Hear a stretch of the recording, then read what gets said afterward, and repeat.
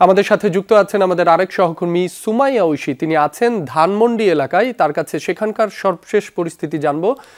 ঐশী, সড়কে সাধারণ মানুষের চলাচল কেমন দেখছেন, যানবাহনের চাপ কেমন সে বিষয়েও জানতে চাই। রাব্বি, একদম আজকে সপ্তাহের শেষ কর্মদিবস এবং একদম যেই বিষয়টি সকাল থেকে আমরা দেখতে পাচ্ছি বিভিন্ন জায়গায় যানবাহনের চাপ কিছুটা কম। স্বাভাবিকভাবেই কর্মদিবসগুলোতে বা অফিস টাইমে বিশেষ করে যেমন ব্যক্তিগত গাড়ি এবং একই সঙ্গে বাস গণপরিবহনের যে চাপ থাকে তেমনটি কিছুটা কম। তবে অন্যান্য যে দোকানপাট আছে সেগুলো খুলেছে এবং যত বেলা বাড়ছে তত মানুষের সংখ্যাও বা মানুষের রাস্তায় আনাগোনাও আমরা বেশি দেখছি। বিভিন্ন পয়েন্টে কিন্তু পুলিশ রয়েছে। আমরা আসার সময় দুটি বিজিবির বা দুটি গাড়িকেও দেখলাম, তারা বিভিন্ন জায়গায় টহল দিচ্ছে। একই সঙ্গে পুরো ঢাকা শহর কিন্তু একদম নিরাপত্তার যে বলয়, সেখানে সে বলয়ে ঢেকে দেওয়া হয়েছে আইন শৃঙ্খলার মাধ্যমে। এবং আমরা এই মুহূর্তে আছি ধানমন্ডি 27-এর যে মোড়ের ঠিক আগ মুহূর্তে যেই একটি চেকপোস্ট, সেই চেকপোস্টের এখানে আছে এবং আপনি দেখতে পাচ্ছেন রাব্বি, এখানে প্রচুর পরিমাণ আইন শৃঙ্খলা বাহিনী মোতায়েন রয়েছে, পুলিশের ব্যারিকেড রয়েছে এবং এর মাধ্যমে গাড়ি চলাচল নিয়ন্ত্রণ করা হচ্ছে। এবং প্রায় প্রত্যেকটি বাইক বা মোটরসাইকেল কিন্তু দাঁড় করিয়ে কাগজপত্র চেক করা হচ্ছে। একই সঙ্গে যে অটো রিকশাগুলো আছে সেগুলোকে দাঁড় করানো হচ্ছে এবং ক্ষেত্রবিশেষে কয়েকটি ব্যক্তিগত গাড়িকেও দাঁড় করিয়ে আসলে জিজ্ঞাসাবাদ করা হচ্ছে। এবং সব মিলিয়ে আসলে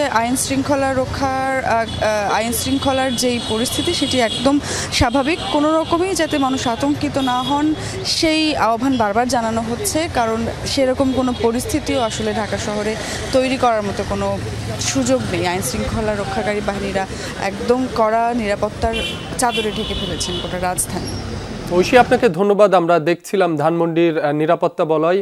আমাদের সাথে যুক্ত আছেন আমাদের আরেক সহকর্মী প্রগতি সরণি এলাকা থেকে আল আমিন হক অহন। আপনি যে স্থানে রয়েছেন সেখানে যান চলাচল কেমন দেখছেন, আইন শৃঙ্খলা বাহিনীর তৎপরতা কেমন চোখে পড়ছে সে বিষয়েও জানাবেন।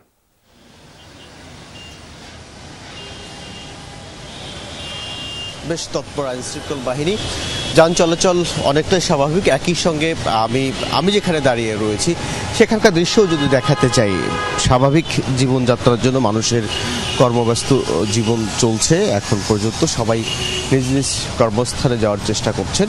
বিশেষ করে এই এলাকা ধরে যখন মানুষ যাচ্ছিলেন সবার মধ্যেই একটা উৎকণ্ঠা তো থাকেই, কেননা গেল 3 দিন অন্তত 17 থেকে 18টি বাসে আগুন দেওয়ার ঘটনা ঘটেছে এবং একজন একেবারে নিরীহ মানুষের প্রাণহানির ঘটনাও ঘটেছে ময়মনসিংহে, যে কারণে একটু উৎকণ্ঠা আছে।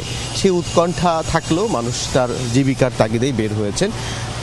আপনি দেখছেন নিশ্চয়ই প্রগতি সরণিতে সাধারণত বৃহস্পতিবারের যে দৃশ্য দেখা যায় সেই দৃশ্যই আমরা দেখছি, যদিও গণপরিবহন তুলনামূলক কিছুটা কম। কেননা আপনি জেনে থাকবেন সাধারণত গণপরিবহনগুলোই টার্গেট করা হয়েছে আগুন দেওয়ার জন্য অনেক সময়, যে কারণে মালিকপক্ষ হয়তো যে গাড়িগুলো মনে করছে নামানো যাবে না সড়কে, সেই গাড়িগুলো হয়তো নামাননি। তারপরেও আমি যেখানে দাঁড়িয়ে রয়েছি আমি দেখছিলাম যে প্রতি মুহূর্তেই গণপরিবহন যেগুলো আসার কথা সেগুলো অন্ততই প্রগতি সরণি হয়ে যাচ্ছেন। সাধারণ মানুষ যারা অফিসগামী তারাও অপেক্ষা করছিলেন।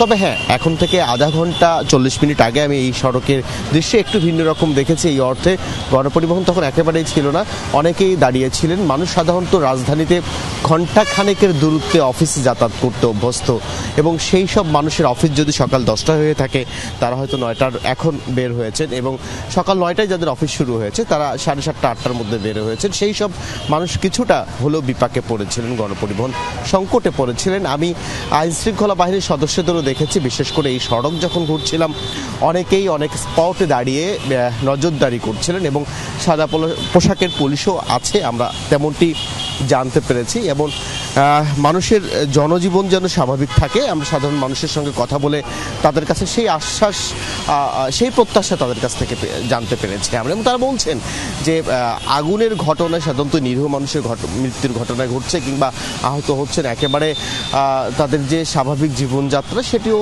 ব্যাহত হচ্ছে। এটি নিশ্চয়ই সরকার দ্রুত পদক্ষেপ নেবেন, সেই পদক্ষেপটা কি হতে পারে এবং এই ধরনের ঘটনায় নিশ্চয়ই সাধারণ মানুষের কোনো দুর্ঘটনা ঘটবে না তেমনটি আশা করছেন। আমি যেমনটি শুরুতেই বলছিলাম যে দেখছেন যে কর্মব্যস্ত জীবনের প্রতিদিনকার যে নিত্যদিনকার কর্মব্যস্ত জীবন যেভাবে শুরু হয় আজকের দিনটি সেভাবে শুরু হয়েছে। তবে হ্যাঁ, উৎকণ্ঠা আছে, সেই উৎকণ্ঠা ছাপিয়ে দিন শেষে মানুষ নিরাপদে আবার ঘরে ফিরতে চান। এমনটাই প্রত্যাশা আমাদের। অহন, আপনাকে ধন্যবাদ।